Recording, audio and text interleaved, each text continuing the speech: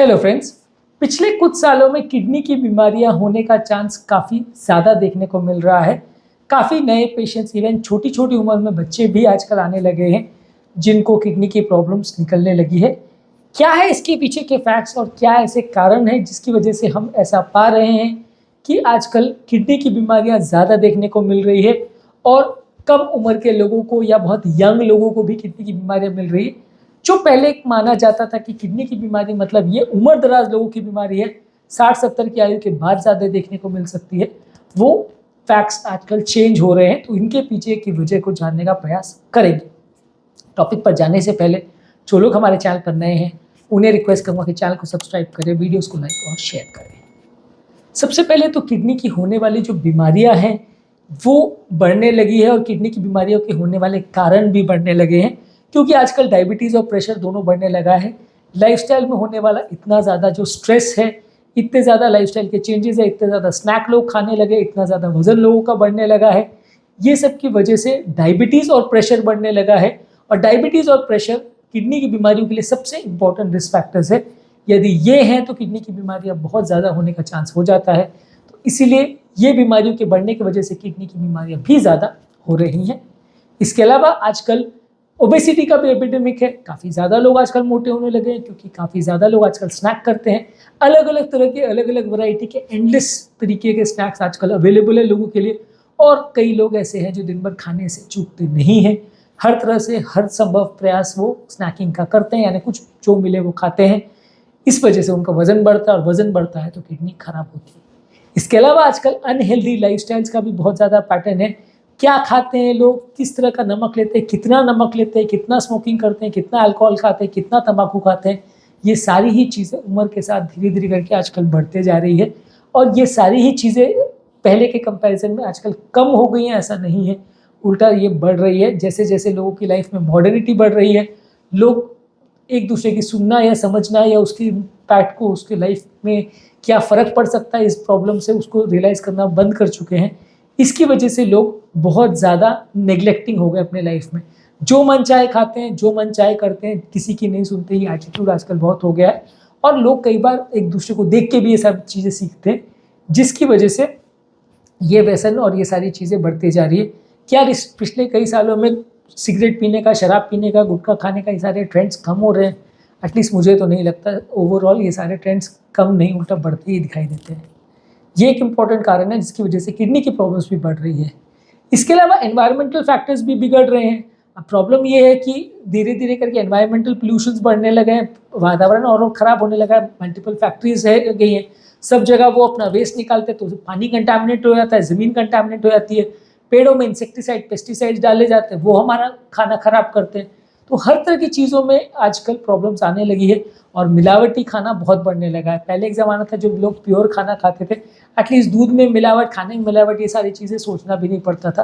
पर अब के डेट में प्योर दूध कहाँ मिलेगा और प्योर मिठाई कहाँ मिलेगी और प्योर खाना कहाँ मिलेगा बिना अडल्ट्रेटेड वाला, ये एक डिफ़िकल्ट क्वेश्चन होता है। हम मान के चलते हैं कि 70 से 80% जो दूध इंडिया में एटलीस्ट बेचा जाता है वो नकली होता है। तो उस हिसाब से आप शुद्ध चीज़ों को कहाँ से मिलेगी और किस फॉर्म में मिलेगी, इवन बच्चों को भी जो मिलने वाला दूध है वो भी क्या असली दूध होता है या यूरिया से बनाया हुआ होता है, ये भी प्रोडिक्ट कर पाना मुश्किल होता है। और ऑब्वियसली ये सारी चीज़ें पिएंगे तो ये नुकसान तो करेगा। अब यूरिया वाला दूध आप पियोगे तो किडनी को तो डैमेज करेगा, इसमें तो कोई डाउट नहीं है। इसके अलावा आजकल जो है एजिंग पॉपुलेशन है, मतलब धीरे धीरे करके पॉपुलेशन की एज भी बढ़ने लगी है। जैसे जैसे पहले ये टाइम था कि लोग मेडिकल फैसिलिटीज़ के अभाव में लोग 30-40 साल में बहुत सारे लोग मरते थे। अब इन्फेक्शन और सब चीज़ों का इतना अच्छा कंट्रोल है कि अभी इंडिया का एवरेज सर्वाइवल लाइफ लगभग 75 ईयर्स है, यानी एक नॉर्मल व्यक्ति इंडिया में लगभग 75 साल जीता है। और इसी तरह से जापान वगैरह में तो ये 91 ईयर्स तक पहुंच गए, मतलब लोग धीरे धीरे करके और ज़्यादा उम्र में जीने लगे। तो जब एजिंग पॉपुलेशन होती है तो ये एज रिलेटेड बीमारियों के चांसेस भी ज़्यादा देखने को मिलते हैं। ये बीमारियाँ ऑब्वियसली ज़्यादा उम्र में ज़्यादा देखने को मिलती है। तो ये जैसे जैसे पॉपुलेशन की एज बढ़ते जाती है वैसे वैसे बीमारियाँ होने के चांसेस ज़्यादा दिखने लगते हैं। इसके अलावा एक और इम्पॉर्टेंट इशू है कि ये सारी चीज़ें अब डायग्नोस्टिक कैपेबिलिटीज़ बढ़ने की वजह से ज़्यादा दिखती भी हैं।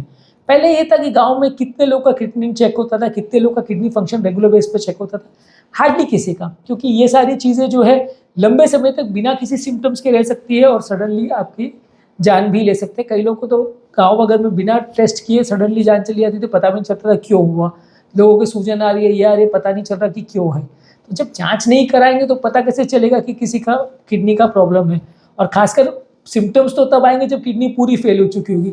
थोड़े बड़े सिम्टम्स तो अगर 1.3 1.5 क्रिएटिनिन ये सब लेवल्स करेगा तो पता भी नहीं चलेगा पेशेंट को कि कुछ उसको प्रॉब्लम हुई है। अर्ली स्टेज में तो ज़्यादातर पेशेंट में कोई सिम्टम्स नहीं होते। तो वैसे केसेस में बहुत सारे डायग्नोस्टिक टेस्ट आजकल अवेलेबल होने की वजह से ज़्यादा डिटेक्शन होने लगा है, लोग रूटीनली टेस्ट कराने लगे हैं, तो ये बीमारियां ज़्यादा पकड़ में आने लग गई है और ज़्यादा धीरे धीरे करके लोगों को पता चलने लगा है कि किडनी बीमारियां अर्ली स्टेजेस में भी हो सकती है, इवन बच्चों में भी हो सकती है। इसके अलावा जेनेटिक फैक्टर्स वगैरह भी आजकल काफ़ी प्रेवलेंट है। जेनेटिक और रेस रिलेटेड भी प्रीडिस्पोजिशंस जो है आजकल कंपैरेटिवली ज़्यादा देखने को मिलते हैं। इसकी स्टडीज़ भी आजकल ज़्यादा होती है, तो ज़्यादा डिटेक्ट भी ये होने लगा है। इसके अलावा इन्फ्लेमेशन और ऑटोइम्यून डिजीजेस भी कुछ सालों में पिछले देखा गया है कि इनके चांसेस भी बढ़ रहे हैं। कुछ एनवायरमेंटल फैक्टर्स की वजह से, कुछ खाने पीने में चेंजेस की वजह से इन्फ्लेमेशन और सूजन से रिलेटेड बीमारियां या बॉडी का सेल्फ एंटीबॉडी रिलेटेड जो बीमारियां जिसको ऑटोइम्यून डिजीज बोलते हैं, ये बढ़ने लगा है। काफ़ी ज़्यादा पहले से देखा जाता है, डिटेक्ट भी ज़्यादा होने लगा है। इस वजह से भी किडनी की बीमारियां बढ़ रही हैं। अगला इंपॉर्टेंट प्रॉब्लम ये है कि दवाइयाँ लोग ओवर यूज़ या मिसयूज़ करते हैं। आजकल हर बीमारियों के लिए हर पेशेंट को बहुत सारी दवाइयाँ दी जाती है। बहुत सारे तरह के पेन्स और अलग अलग चीज़ों के लिए लोग पेन किलर और स्टेरॉइड्स का प्रयोग करते हैं, जो कि सारी चीज़ें नुकसानदायक होती है। लंबे समय में इनको लेने से कई बार प्रॉब्लम्स ज़्यादा होती है। तो आप अगर कोई भी दवा का मिसयूज़ या अब्यूज़ करेंगे तो आपको लॉन्ग टर्म प्रॉब्लम्स होने के चांस ज़्यादा होंगे। इसके अलावा आजकल कार्डियक प्रॉब्लम्स भी ज़्यादा होने लगी हैं। अलग अलग तरह के हार्ट अटैक्स और इस तरह की बीमारियां भी ज़्यादा देखने को मिल रही है। और क्योंकि हार्ट अटैक से किडनी का फंक्शन भी काफ़ी हद तक रिलेटेड है, तो जितना जितना हार्ट की प्रॉब्लम्स बढ़ने लगी है उतना किडनी की प्रॉब्लम्स भी ज़्यादा देखने को मिल रही हैं। इसके अलावा किडनी की इंजरी जो है कई बार डिहाइड्रेशन की वजह से, इन्फेक्शन की वजह से, सर्जरीज की वजह से भी ज़्यादा देखने को मिलती है। तो बड़ी बड़ी सर्जरीज और हॉस्पिटल स्टे जब पेशेंट वगैरह का होता है तो काफ़ी बार ये सब चीज़ें ज़्यादा देखने को मिलती है। और ये सब की वजह से भी कई बार किडनी का प्रॉब्लम्स ज़्यादा आजकल देखने को मिलता है। इसके अलावा कई लोगों के लिए हेल्थ केयर का एक्सेस बहुत नहीं होता। वो पहले तो और भी ख़राब था, अब थोड़ा बेटर हुआ है, लेकिन फिर भी अभी तक पुअर पॉपुलेशन को हेल्थ केयर का एक्सेस नहीं है। लंबे समय तक ये लोग एसिम्प्टोमेटिक जब फेज़ में रहते हैं तो डिटेक्ट ही नहीं हो पाता किडनी का प्रॉब्लम। और जब किडनी पूरी तरह फेल हो जाती है, पेशेंट का यूरिन आना बंद हो जाता है, तब ये डॉक्टर के पास आते हैं जब किडनी फेलियर बिल्कुल लास्ट स्टेज में पहुँच चुका होता है। तो इस तरह के पेशेंट्स अभी भी गाँव में बहुत सारे हैं और हेल्थ केयर फैसिलिटीज़ अभी भी सब जगह नहीं पहुँच पाई है। प्रॉपर एजुकेटेड डॉक्टर्स अभी तक एटलीस्ट डेवलपिंग कंट्रीज़ में सब जगह अवेलेबल नहीं है। इसके अलावा अर्बनाइजेशन और ग्लोबल ट्रेंड्स की वजह से जो डेवलपमेंट हो रहा है, प्रोसेस फूड्स वगैरह ज़्यादा मिल रहे हैं, खाने के पीने के पैटर्न्स में जो चेंज हो रहा है, बहुत सारी चीज़ों में अलग अलग तरह के एक्सपेरिमेंट्स और सॉसेज और सारी चीज़ें लोग करने लगे।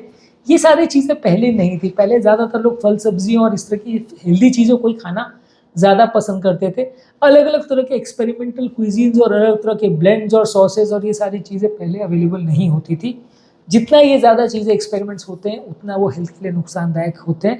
तो ये सारी चीज़ें भी आजकल फैक्टर्स बन गई हैं।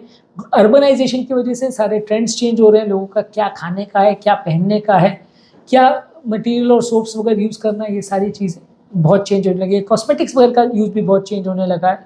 तो ये सारी चीज़ें जितने केमिकल्स बॉडी में जाएंगे वो कहीं ना कहीं आपको नुकसान करते हैं। इनिशियली आपको पता नहीं चलता, लेकिन लंबे समय में आपको नुकसान करते हैं। तो ये भी एक इम्पॉर्टेंट फैक्टर है जिसकी वजह से आजकल किडनी की बीमारियां ज़्यादा देखी जा रही हैं। तो आज हमने बात करी कुछ इंपॉर्टेंट बीमारियों के बारे में या कुछ इंपॉर्टेंट प्रॉब्लम्स के बारे में जिसकी वजह से रिसेंटली किडनी की बीमारियां ज़्यादा देखी जा रही हैं। इनका ग्लोबल ट्रेंड बढ़ रहा है और पेशेंट ज़्यादा यंग एज में किडनी की बीमारियां लेके आने लगे हैं। उम्मीद करूँगा कि आज के टॉपिक में कुछ नई बातें जानने को मिली होगी और एक इम्पॉर्टेंट कारण आपको समझ में आया होगा किडनी की बीमारियों के संबंधित। जो लोग हमारे चैनल पर नए हैं उन्हें रिक्वेस्ट करूँगा कि चैनल को सब्सक्राइब करें, वीडियोज़ को लाइक और शेयर करें।